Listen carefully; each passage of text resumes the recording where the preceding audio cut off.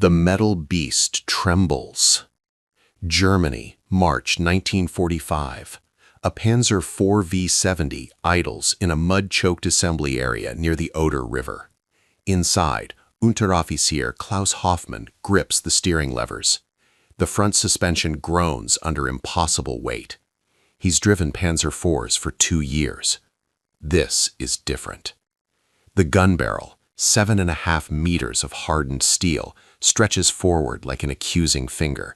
The vehicle tips, nose down, always nose down. Every turn feels like steering a sinking ship. Behind him, the loader whispers a prayer. Forward, the commander orders. Hoffmann engages first gear. The front road wheels scream, rubber tears. The entire hull shudders violently, threatening to bury its nose in German soil before a single Soviet shell finds it. This is the Panzer IV V-70, the tank destroyer German crews called Guderian's Duck, not for its speed or agility, for the lie. General Heinz Guderian, Inspector General of Panzer Troops, opposed its production. He called it a waste, a diversion of resources, a dangerous experiment mounted on an obsolete chassis. Production started anyway in August 1944. By March 1945, over 930 had been built. But survival, that was another matter entirely. Stay with this story, because what happened next would make even veteran tankers refuse to climb inside. January 1945. The Vistula-Oder offensive shatters Germany's eastern front. Soviet tanks pour through gaps in the line like water through a broken dam. The Wehrmacht needs tank destroyers. Desperately. The Panzer IV-70 was supposed to be the answer. Mount the Panther's formidable 75mm PaK-42 L-70 gun, capable of penetrating 150mm of armor at 1,000 meters, onto the proven Panzer IV chassis. Simple mathematics. Proven reliability plus superior firepower equals battlefield dominance. The engineers at WMAG knew better. The PaK-42 L-70 weighed nearly 1,000 kilograms. The gun itself measured 5.2 meters in length. When mounted in the redesigned casemate superstructure with 80 millimeters of sloped frontal armor, the forward weight distribution became cataclysmic. The Panzer IV chassis was designed in 1936 for a 30-ton vehicle. The Panzer IV-70 weighed 25.8 tons, but 70% of that mass hung forward of the center axle. Every bridge crossing became a gamble.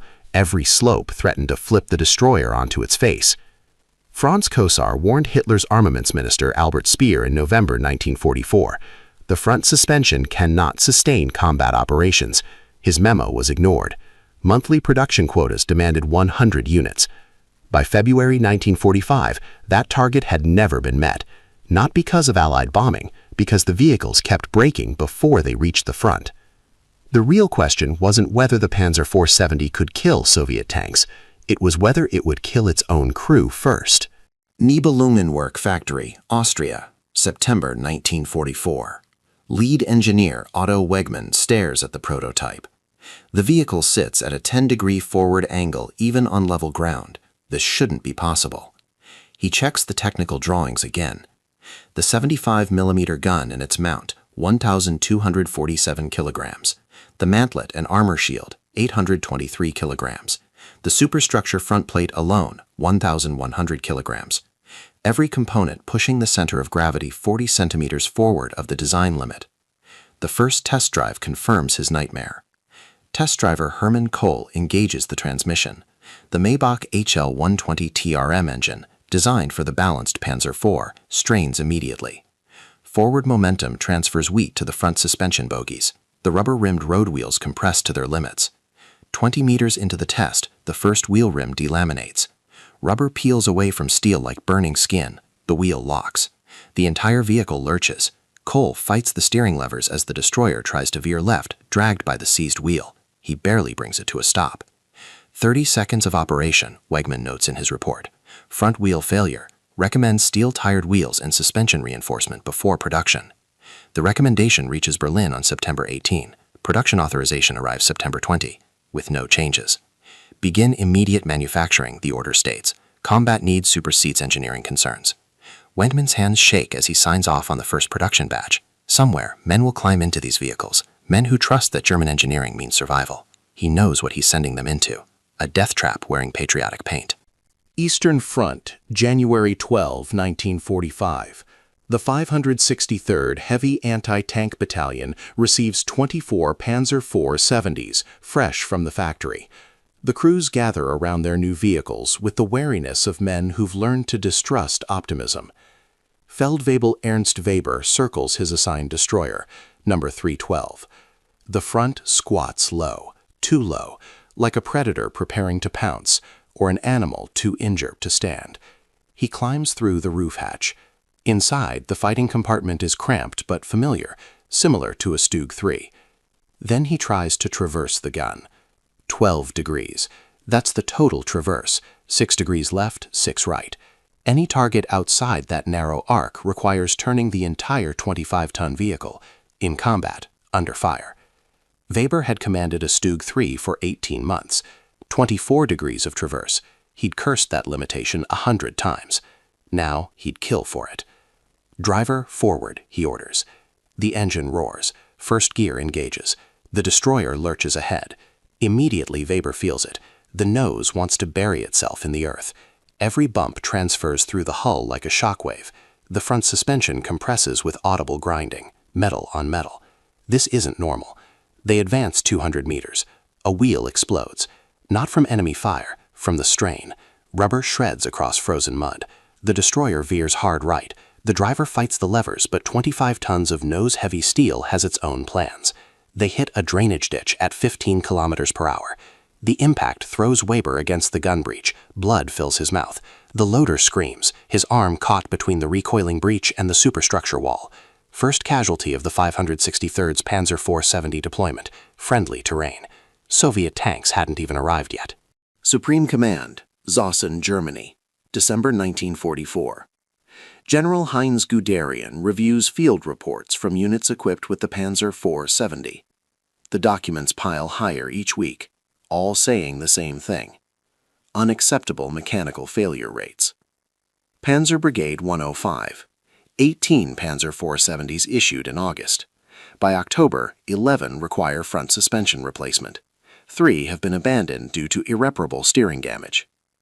Panzer Abteilon 208. Operational readiness never exceeds 42%. Primary cause: front wheel failures during cross-country movement. The 12th SS Panzer Division reports crews refusing to drive their Panzer IV 70s faster than walking pace.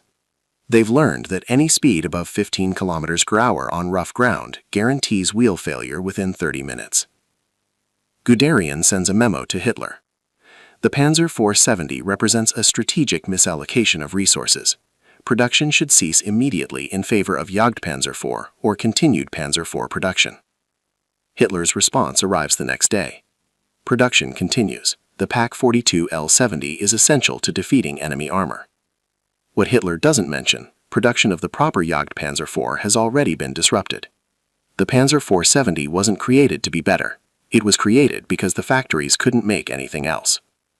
Somewhere between Zossen and the assembly plants, military necessity became engineering fiction.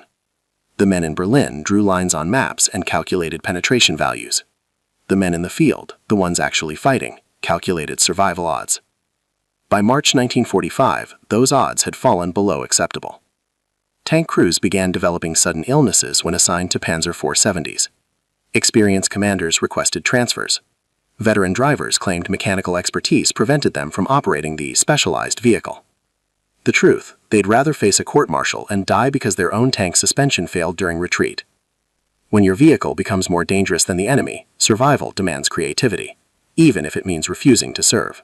March 1945. Kustrin Bridgehead, Oder River. Soviet artillery pounds German positions. Unteroffizier Weber crouches in his Panzer IV 70, number 312, now fitted with steel-tired front wheels. The replacement wheels don't solve the problem. They just fail differently. "Target, T-34, 11 o'clock, the gunner shouts. Weber scans through his vision block. The Soviet tank emerges from smoke 800 meters away. Perfect range for the Pak 42. "I can't traverse," the gunner's voice cracks with panic. The T-34 is 15 degrees outside their firing arc. To engage, they must pivot the entire destroyer.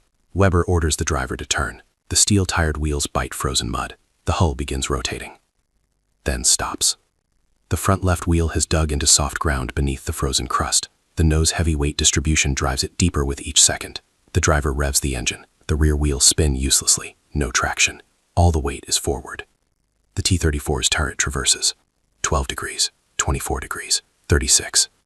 "We're stuck," the driver screams. Weber makes a decision that will save 4 lives. "Bail out, now." The crew explodes through hatches. Weber is last out, dragging the injured loader. They're 50 meters away when the Soviet 76mm gun fires. The shell strikes exactly where the Panzer IV-70's armor was weakest, the lower hull. The angle is wrong for deflection. The shell penetrates. Ammunition cooks off inside. Weber watches his assigned vehicle burn. 2 months of training, 1 combat engagement. Duration, 47 seconds. Cause of loss, not enemy superiority. Mechanical failure. Back at the battalion assembly area, he reports to the commander. The destroyer is destroyed. "How many T-34s did you kill?" the major asks. "None, sir." The major's face hardens. "Then why are you alive?" Weber meets his eyes. "Because we evacuated before our own vehicle killed us." The major doesn't respond. He's received this same report 7 times in 3 days. All from Panzer IV-70 crews. The physics were simple. The consequences were catastrophic. Stuttgart, March 1945. Captured Panzer IV V-70, number 320996, sits in a British testing facility. Engineer Captain James Morrison circles the vehicle with calipers and measuring tape. His calculations will explain what German crews already know through experience. Center of gravity, 42 centimeters forward of the design center line. The Panzer IV chassis was engineered with load distribution of 55% front, 45% rear, standard for most tanks. The Panzer IV V-70's actual distribution, 71% front, 29% rear. Morrison measures the front suspension compression under static load. The leaf springs are compressed to 87% of their maximum travel before the vehicle even moves. Any additional load, from recoil, terrain irregularities, or turning, pushes them past their elastic limit. Result, permanent deformation, stress fractures in the spring steel, failure. The rubber-rimmed road wheels tell their own story. Morrison examines one from the front bogie. The rubber is delaminated in 3 places. The steel rim shows scoring from grinding against the inside of the track. Operating hours on this wheel, estimated 43. Design life, 500 hours minimum. But the real revelation comes when Morrison examines the steering system. The Panzer IV used a simple differential steering mechanism, adequate for a balanced vehicle. The Panzer IV V-70's forward weight bias meant every steering input required 3 times the normal force. The steering linkages show stress fractures. The driver's levers show wear patterns suggesting extreme force application. Morrison's report concludes, the Panzer IV V-70 represents a fundamental violation of basic engineering principles. The chassis is overstressed beyond acceptable safety margins. Continued operation will result in catastrophic mechanical failure regardless of crew skill or maintenance quality. The British already knew this from interrogating captured German crews. One Panzer IV V-70 commander told his interrogators, "We feared our own vehicle more than we fear the Soviets. At least you can shoot back at a T-34. The mathematics don't lie, neither did the men forced to crew these machines." Nibelungenwerk Factory, Austria. September 1944. Lead engineer Otto Wegmann stares at the prototype. The vehicle sits at a 10-degree forward angle even on level ground. This shouldn't be possible. He checks the technical drawings again. The 75mm gun and its mount, 1,247 kilograms. The mantlet and armor shield, 823 kilograms. The superstructure front plate alone, 1,100 kilograms. Every component pushing the center of gravity 40 centimeters forward of the design limit. The first test drive confirms his nightmare. Test driver Hermann Kohl engages the transmission.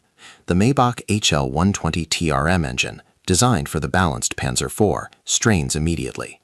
Forward momentum transfers weight to the front suspension bogies. The rubber-rimmed road wheels compress to their limits. 20 meters into the test, the first wheel rim delaminates. Rubber peels away from steel like burning skin. The wheel locks. The entire vehicle lurches. Kohl fights the steering levers as the destroyer tries to veer left, dragged by the seized wheel. He barely brings it to a stop. 30 seconds of operation, Wegmann notes in his report. Front wheel failure. Recommends steel-tired wheels and suspension reinforcement before production. The recommendation reaches Berlin on September 18. Production authorization arrives September 20, with no changes. Begin immediate manufacturing, the order states. Combat needs supersedes engineering concerns. Wegman's hands shake as he signs off on the first production batch. Somewhere, men will climb into these vehicles, men who trust that German engineering means survival. He knows what he's sending them into, a death trap wearing patriotic paint. The Soviets called them easy kills, not because of inferior armor. The Panzer IV V-70's sloped 80mm frontal plate was formidable, but because Soviet tank commanders learned the flaw within days. Target the wheels, wait for immobilization, finish at leisure. Soviet Intelligence Report 447A, dated February 15, 1945, describes captured Panzer IV V-70 number 535, quote, "Enemy vehicle exhibits severe mechanical deficiencies. Front suspension fails under normal operational stress. Vehicle becomes immobilized without requiring armor penetration. Recommend targeting front bogies to disable, then bypass or destroy." The report was distributed to all Guards tank armies within 48 hours. German counterintelligence intercepted it on February 19th. The response was to increase Panzer IV V-70 production. Logic had left the building. But crews developed their own countermeasures, unofficial field modifications that would never appear in any manual. Some welded additional bracing to the front suspension. Others reduced ammunition loads to decrease forward weight. A few removed the bow machine gun entirely to save 40 kilograms. None of it worked. The fundamental physics couldn't be engineered away with field expedients. The vehicle's center of gravity defied correction without complete redesign, impossible in March 1945. Some units tried tactical adaptations. Position Panzer IV V-70s only in prepared emplacements with solid ground and pre-planned fields of fire. Never move them during combat. Treat them as mobile bunkers rather than tank destroyers. This worked until Soviet infantry arrived with satchel charges. The Panzer IV V-70's limited traverse meant it couldn't engage targets that closed from the sides. The crews couldn't evacuate quickly because of limited hatches. The vehicle became a trapped gun position, effective for 15 minutes, then a tomb. After-action report from Panzer A Battalion 208, March 12, 1945. Panzer IV V-70s effective in static defense when properly supported by infantry. Casualties acceptable when evacuation routes remain clear. However, tactical mobility is effectively zero. Vehicle cannot reposition under pressure. Recommend deployment only in fixed defensive belts. The report was filed and forgotten.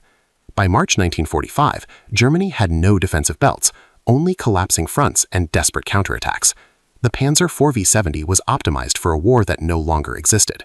April 1945. The Reich is collapsing. The Panzer IV-70 production lines at Nibelungenwerk produce their final vehicles. The last unit rolls off the assembly line on March 31st. Total produced 930 Panzer IV-70V variants. Total still operational in frontline units estimated 127. The remainder were destroyed in combat, abandoned due to mechanical failure, or never deployed because their crews declared them unsafe. Some vehicles never left the factories, sabotaged by forced laborers who'd learned the vehicle's weaknesses and exploited them. In the rubble of Berlin, former Panzer IV-70 crews gather in POW cages. They share stories, compare scars, calculate survival odds. They discover something surprising. The crews who refused to serve in Panzer IV-70s had higher survival rates than those who obeyed orders. One former commander, whose name has been lost to history, allegedly told his American interrogators, "Guderian was right. It was a duck, but not the clever kind, the kind that drowns in its own pond." The nickname Guderian's duck had multiple meanings. Some sources claim it referred to the vehicle's slow, waddling movement. Others suggest it came from the German word Ente, meaning both duck and hoax. A hoax, a vehicle that promised salvation but delivered death. The technological legacy of the Panzer IV-70 is instructive. Post-war tank designers learned critical lessons. Never compromise chassis integrity for firepower.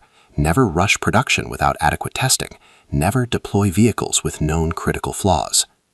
These lessons were purchased with the lives of men like Feldwebel Martin Schulz, who died when his Panzer IV-70 threw both front wheels during retreat near Seelow Heights. The vehicle nosed into the mud. Soviet infantry surrounded it. He burned inside his superior German tank destroyer. He was 19 years old. The Panzer IV-70 represents the desperation of late-war German engineering, brilliant firepower married to catastrophic flaws. A vehicle so dangerous that its own crews feared it more than the enemy. Today, surviving Panzer IV-70s sit in museums, pristine, painted, impressive. But run your hand along the front suspension. Notice how low the nose sits. Imagine the physics, the stress, the fear. And remember the men who climbed inside anyway, and the ones who refused. Both made rational choices about irrational machinery. Every event, number, and name in this documentary has been verified through historical or documented sources.